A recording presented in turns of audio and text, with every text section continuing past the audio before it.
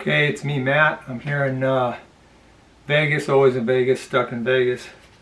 It's Saturday, November 20th. Trying to do these weekly news videos just so you get an idea of what's going on here in Vegas. That is perhaps unique to Vegas. One thing I got to point out is I haven't done any videos in a while. I'm really backlogged. I've got a lot of videos coming. Mostly editing I have to do, so I'll be popping those up on YouTube, and then over at BitChute some videos I don't put up on YouTube for censorian reasons. But anyway, we got first news is probably no news to other people who live in neighboring states, is gas prices. They're not as high here as some places. I don't know, last I checked, I don't buy gas that often. It's like $4.65 a gallon, something like that. But I hear it's like $5 or more in some places in California. So we got the Thanksgiving weekend coming up. A lot of people may want to come to Vegas, but yeah, you might calculate how much money that you're going to have to spend on gas to get here and back, and then make your decision off that, how much money you're going to have left, by the time you get here. So yeah, because I used to like to do that a lot. Years, I lived in California, Southern California, for many years. You have Thanksgiving, and then Friday, it's off to Vegas. So even if you don't have Thanksgiving here in Las Vegas, you may be thinking about having a little bit of a mini trip. If you get a 4-day weekend, I used to always get 4-day weekends. So that's always a great thing, a lot of fun after Thanksgiving, spend some time with relatives. That was always usually kind of a mixed bag of pain and pleasure. But then after that, off to Vegas. So anyway, yeah, that could be a little painful with the gas prices.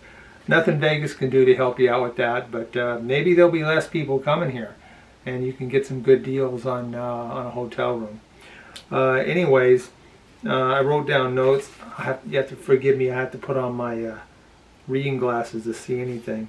Oh, okay, the first thing is kind of a joke to me, but I'm going to report on it because there are people younger than me, especially in their 20s. The Jonas brothers have announced that they are opening a restaurant on the Strip. The Jonas brothers were my youngest daughter's favorite band. And they're three brothers. They do music, nothing I'm interested in, Disney stuff kind of a thing. But my youngest is in early 20s now, so there are a lot of adults who might think, wow, Jonas Brothers. So I decided to report on this. It's going to be at the MGM. It's going to be called, if I can remember, then I didn't even write it down, Nellie's Southern Comfort Food, something like that. Nellie was the great grandmother, I guess, of the Jonas Brothers. It'll be opening in early 2022. Where in MGM, I have no idea. The thing is, there's a lot of places you can open restaurants at all these casinos now, because so many of them have closed down in and outside of these casinos. So, yeah, if you're a Jonas Brothers fan, you can look forward to that. Come early 2022. And then the other thing is, something that you don't probably hear about around the nation is, and I want to start reporting on this as much as I can, big slot winners. And when I say big, I think $1 million. I mean, if you can pull the handle, hit the spin button, and become an instant millionaire, then that's a big jackpot. I mean, there's some 500,000 jackpots, which I wouldn't sneeze at that. I'd be happy with like 15,000. That'd be good for me.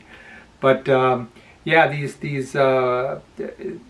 casinos, when you hit a big slot machine jackpot, they want everybody to know about it, because I guess some people would immediately go there thinking they could hit it too. It's like a hot casino. Me, I'd probably do the opposite. It's like, well, the winners come from that casino now. But instantaneous wealth like that, the only other example would be lottery winners, but that's usually like one person wins 37 million or some outrageous number, and they get all the money. But $1 million, you could come to Vegas this Thanksgiving weekend, hit $1 million. Probably not, but it could happen, and it does happen.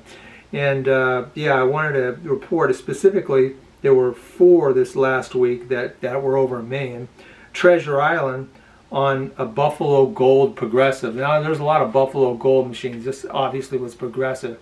At Treasure Island, the guy hit for over $1 million. Didn't want to be identified. I can understand that. But Treasure Island wanted to say, hey, one of our guests hit for $1 million. Circa. Yeah, Circa was a Wheel of Fortune. Circa's the big new casino in downtown Las Vegas. Somebody hit Wheel of Fortune. That's one of the main ones that gets hits for over $1 million. They're progressives, I guess. Big jackpots. Yeah, they identified themselves. They took pictures of themselves. Like, look at us, we're in Vegas. And, a couple, middle-aged couple, one big. Happy for them. I don't know where they were from.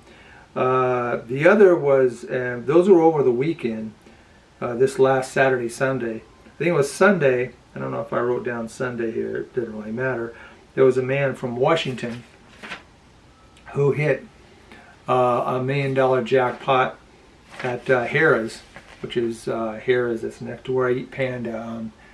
It's across from Mirage, Harrah's. And yeah, he... yeah, he was a man, and the funny thing about him is they asked him, $1.39 million, what are you going to do with the money? And he said he was going to save it.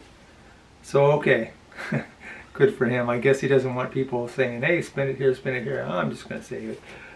I would spend a lot of it. I would set up a little trust fund for my kids, some little piddly amount, and then I'm going to Tahiti. Although I'm stuck in Vegas, but I think if I hit $1 million jackpot, I could find a way out of here to make it to Tahiti.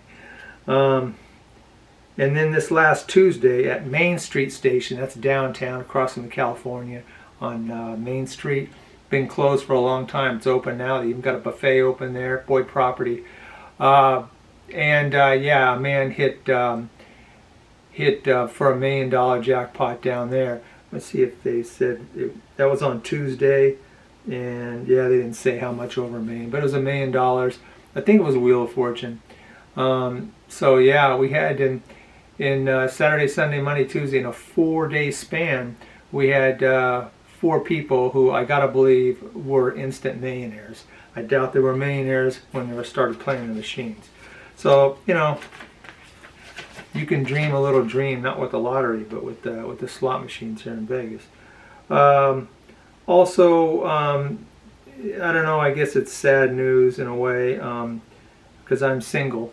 But in early 2022, the 5 millionth marriage license will be issued by the city of Vegas. I supposedly we're the wedding capital of the world. That's according to the Vegas Chamber of Commerce, I'm sure. But 5 million weddings. They don't tell you how many divorces. But you can get married here in Vegas. You do have to get a marriage certificate, a license like any other place. It's a legit marriage. But I have to tell you that getting that license is easy because the licensing office downtown, it's open 24/7. That's probably the only marriage license office in the nation that's open 24/7. And then the wedding chapels are also open 24/7, so you can get your license, go have the ceremony, get the little whatever they do with the seal, and you can go back and everything's official. Don't be drunk when you do that though. And then the last bit of information, the Oakland A's, we already have a AAA affiliate in Summerlin, the Las Vegas Aviators. They're Oakland A's. It's one of their hats here. And there's been a lot of talk and a lot of little baby steps that maybe Oakland A's are coming here. Ownership of the Oakland A's, they placed a bid on a big parcel of land to build the new stadium. It's going to cost $1 billion. They won't say where it is. It's just a bid. It's just a step. So I don't know how I feel about having a pro ball club here. They better, unlike the AAA stadium in Summerlin, it's out in the open. Sellout crowds before the pandemic. They were the #1 attendance for a AAA ball club. But it's also hot in the summer. I don't know if I'd want to go out there in 107, 108 degree heat. One of my daughters was going to take me to one of the ball games, but even though I figured it's outdoors, you don't need a mask, but you have to wear a mask. You don't have to have vaccinations, but you need a mask outdoors in the heat. I can't breathe in those masks, so I had to pass on the game. One of these days I'm going to go out there though, and I'll see what it's like. By then maybe we'll have the Oakland A's here. And I'm not sure how I feel about the Oakland A's coming here. If they have a retractable, because it's not going to work like a AAA ballpark, a lot of people don't go. But a professional ballpark, there's going to be greater attendance. They're going to have one of those retractable and closing ceilings, so they can have air conditioning in there when it's really hot outside. Also, there's a lot of wind here. So, depending upon how they design the stadium on those windy days, how much air comes through there, you don't want, first year where baseball players suddenly are hitting 65 home runs a year because it's just being carried out by the wind, just sucked up. But we'll see how that works. In Oakland, I've never been an Oakland A's fan. I'm an Angel fan. So they'll be like the Raiders. I'll be like, I don't know, I'll watch them, see how they're doing, but they'll be on probation.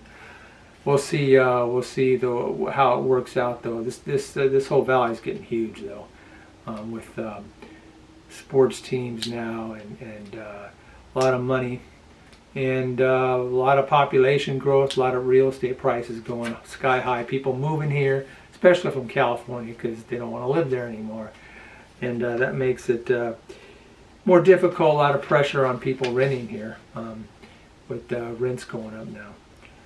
But anyway, that's all I want to talk about. And remember, if you just happen to come by and stumble upon this video, remember to subscribe. I got a lot of new stuff coming up, and I think you'll be interested in that. If you're on YouTube, if you're on BitChute, probably have the stuff I put up on YouTube, plus some political stuff, because I can speak freely on BitChute, and the BitChute users are not too offended by that stuff.